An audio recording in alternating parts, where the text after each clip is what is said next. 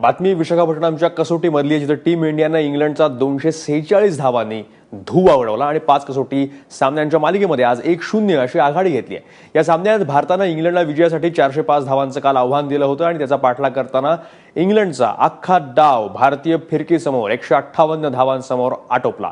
जो रूट आणि बेन डकेटनं आदल्या दिवशीच्या 2 बाद 87 धावांवरून आज सकाळी इंग्लंडचा दुसरा डाव पुढे सुरू केला खरा, पण अश्विननं बेन डकेटला माघारी धाडलं आणि इंग्लंडचा डाव गडगडायला सुरुवात झाली। इंग्लंडचे अखेरचे 8 फलंदाज केवळ 71 धावांच्या योगदानानंतर माघारी परतले। भारताकडून अश्विन आणि जयंत यादवनं प्रत्येकी 3 तर शमी आणि जडेजानं प्रत्येकी 2 विकेट्स काढल्या। भारताचा कर्णधार विराट कोहलीला सामनावीराच्या पुरस्कारानं गौरवण्यात आलं।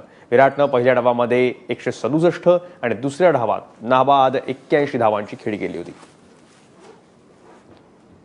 आणि आपल्यासमोर सोबत आहेत आता क्रीडा समीक्षक द्वारकानाथ संजगिरी। संजगिरी सर, सगळं अगदी ठरल्याप्रमाणे वेल स्क्रिप्टेड झालेलं आहे। ॲब्सोल्युटली वेल स्क्रिप्टेड असं म्हणायला हरकत नाही। खऱ्या अर्थाने ज्या दिवशी टॉस जिंकला भारताने आणि फलंदाजी पहिल्यांदा केली आणि मग विराट कोहली आणि पुजाराने जी मोठी भागीदारी करून भारतीय मोठ्या धावसंख्येचा जो पाया रचला ना, त्याच्यावर खऱ्या अर्थाने ही विजयाची इमारत उभी राहिली असं म्हणायला हरकत नाही। आणि त्या विजयाच्या इमारतीला हातभार लावला तो आपल्या फिरकी गोलंदाजांनी आणि अर्थातच वेगवान गोलंदाजांनी सुद्धा। ही तितकीच महत्त्वाची गोष्ट आहे। शेवटच्या दिवशी साधारण आपल्याला माहिती होतं की काय होणार आहे, म्हणजे भारतीय संघ जिंकणार आहे, फक्त क्रियाकर्म करायची गरज होती आणि ती यथासांग पार पडली असं म्हणायला काही हरकत नाही।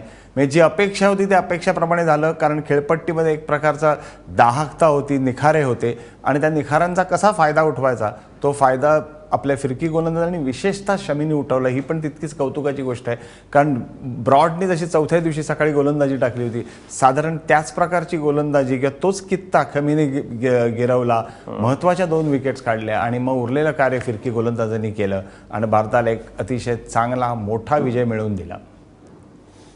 यस, आणि हा विजय मच अवेटेड होता। पहिल्या कसोटीमध्ये नाही तो मिळू शकला, पण आता निर्भीड नसली तरी दुसऱ्या कसोटीमध्ये लगेच आपल्याला यश मिळालेलं आहे।